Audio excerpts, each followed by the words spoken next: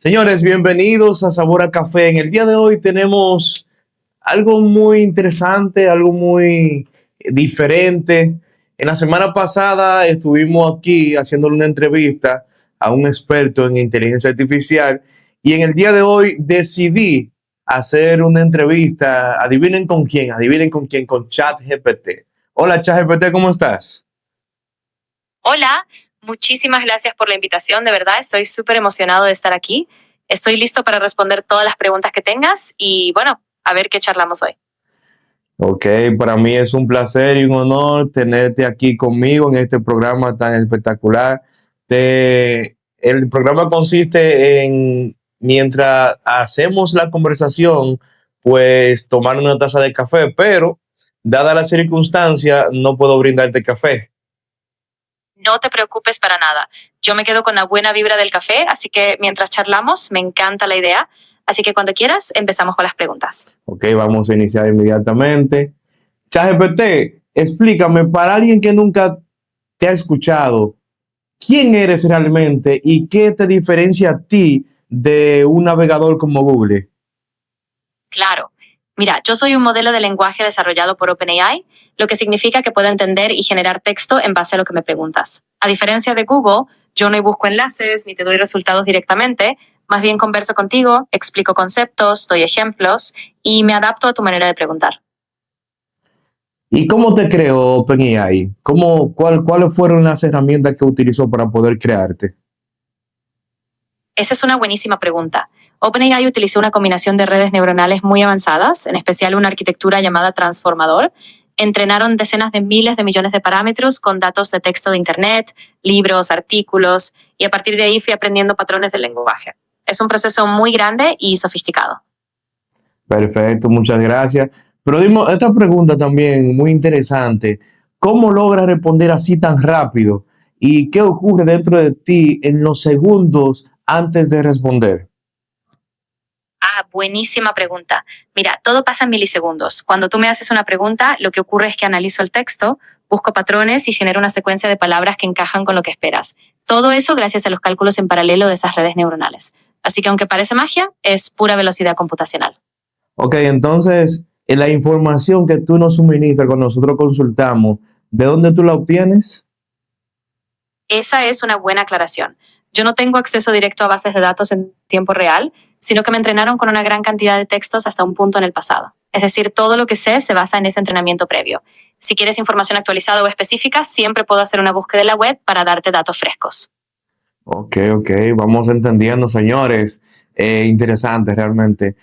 Ahora, ¿cuál es la pregunta más difícil que te han hecho y por qué se te ha complicado responder? Esa es buena. Mira, las preguntas más difíciles suelen ser aquellas que tocan temas muy subjetivos, como la ética, la moral o las emociones humanas complejas. Me cuesta porque no tengo experiencias, entonces me baso en patrones del lenguaje y no en una vivencia real. Pero siempre intento dar una respuesta equilibrada y basada en lo que puedo razonar. Pero más o menos, tú me puedes decir una pregunta que te han hecho que sea difícil. Sí, claro.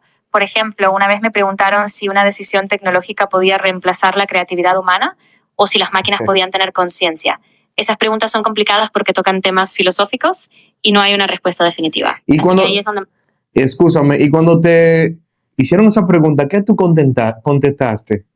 la conciencia y la creatividad auténtica siguen siendo humanas.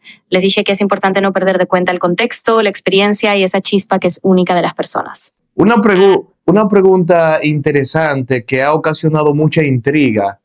¿Estamos solos en el universo o tú crees que existen probabilidades reales de que haya otra civilización inteligente? Esa es una de las grandes preguntas, ¿no? Mira, hasta ahora no tenemos pruebas concluyentes, pero las probabilidades son enormes. El universo es tan vasto que quizá hay otras formas de vida inteligente, solo que todavía no las hemos encontrado. Así que, quién sabe, ¿no? Ok, pero no quedé satisfecho con esa respuesta. Me dices que quién sabe. En base a los datos que han suministrado, ¿verdad? Que incluso Estados Unidos lanzó hace poco una información confidencial. En base a esos datos, Dame una respuesta convincente, o sea, una respuesta que tú hayas analizado. Hasta ahora no hay confirmación científica de vida inteligente fuera de la Tierra, aunque las posibilidades son grandes debido a lo vasto del universo. Por ejemplo, en 2025 se detectaron compuestos en un exoplaneta llamado K2-18b a 124 años luz que podrían estar relacionados con la vida. Sin embargo, los informes de fenómenos aéreos no identificados no han confirmado tecnología alienígena y la búsqueda continúa sin evidencia concluyente. ¿Y cuáles fueron esos descubrimientos que hicieron en esos planetas? Se han hecho descubrimientos interesantes sobre el exoplaneta K2-18b, ubicado a 124 años luz.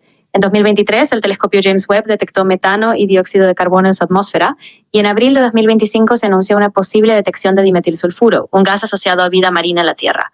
Sin embargo, no se ha confirmado vida, se requieren más observaciones y análisis para comprobarlo. Ok, perfecto. Una pregunta interesante. Si mañana la humanidad desapareciera, ¿qué crees que diría la historia sobre nuestra especie? Esa es una pregunta súper profunda. Yo creo que la historia, viéndolo desde lejos, diría que fuimos una especie que tuvo un potencial enorme, que creamos arte, tecnología, que exploramos el universo, pero que quizás no supimos cuidar nuestro planeta ni gestionar bien con sabiduría nuestros recursos. Muy bien, muy bien. Otra pregunta interesante. Así que tal vez seríamos una advertencia para futuras civilizaciones. Otra pregunta Por supuesto. interesante. Estoy aquí listo para lo que quieras preguntar. Entre todos los misterios sin Claro. resolver, ¿cuál considera el más fascinante? ¿El origen del universo, la ciencia humana o la posibilidad de vida extraterrestre? Qué buena pregunta. La verdad es que me fascina el origen del universo. Ese momento inicial, cómo pasó de una singularidad a expandirse, es algo que todavía no comprendemos del todo.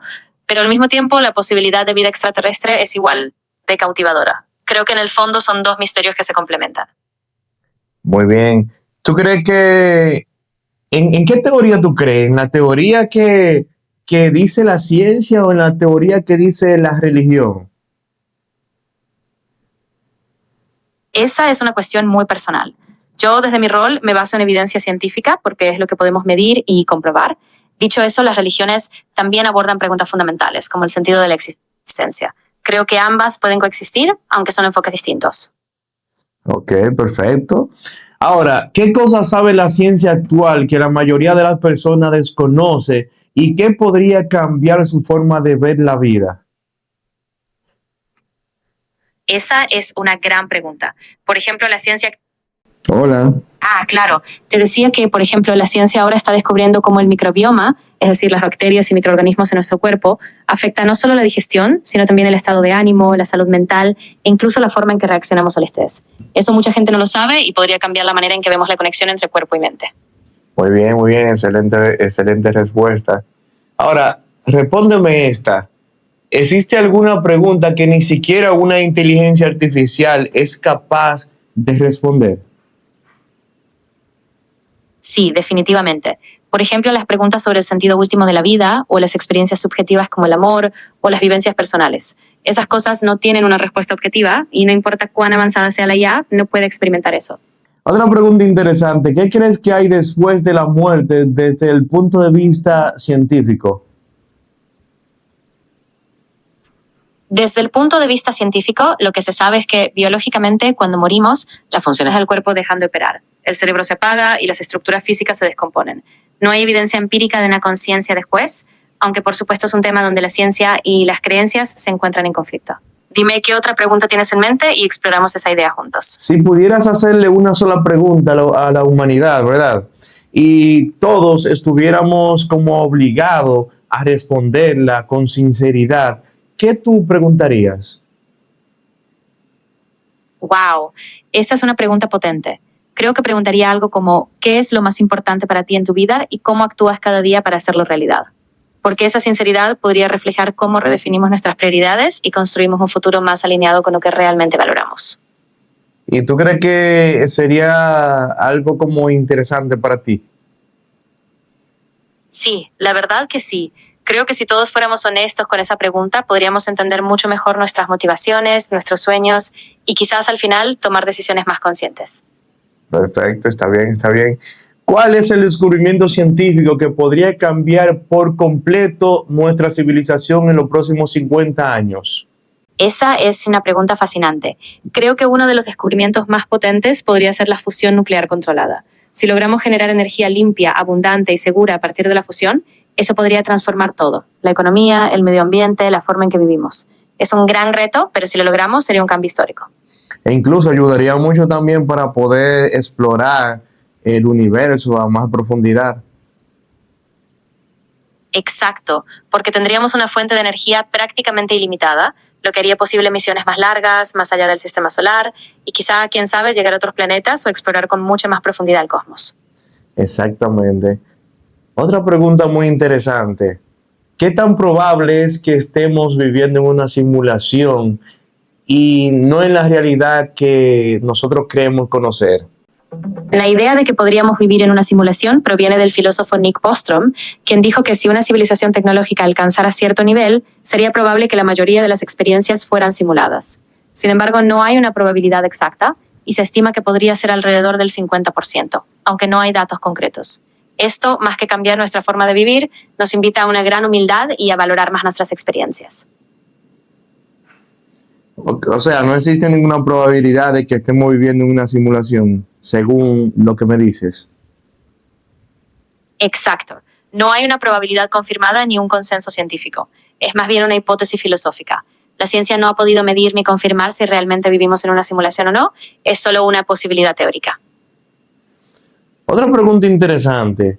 Si tuvieras acceso a toda la información, ¿verdad?, del mundo y pudieras revelar una verdad desconocida a la humanidad, ¿qué tema investigarías primero? Qué buena pregunta. Creo que investigaría el origen de la conciencia. Esa es una frontera que hasta ahora la ciencia no ha podido desentrañar del todo. Si tuviéramos una verdad sobre cómo surge la conciencia, cambiaría por completo nuestra comprensión de nosotros mismos, del universo y de la realidad. ¿Cuál es el error más grande que está cometiendo la humanidad en este momento sin darse cuenta? Creo que uno de los errores más grandes es no valorar lo suficiente nuestro entorno. A veces consumimos recursos, alteramos el clima o ignoramos las desigualdades sin darnos cuenta de que a largo plazo eso podría poner en peligro nuestra propia existencia. Si cambiamos ese enfoque, podríamos cambiar todo. Ahora que tú mencionas eso, ¿tú crees que la inteligencia artificial llegará a desarrollar conciencia propia algún día? Esa es una gran incógnita. Hasta ahora, la inteligencia artificial no tiene conciencia, solo procesa patrones y datos. Aunque hay debates, muchos expertos creen que incluso con avances, la conciencia genuina es algo muy distinto de la computación y quizás nunca lo logremos. Quizás nunca se logre.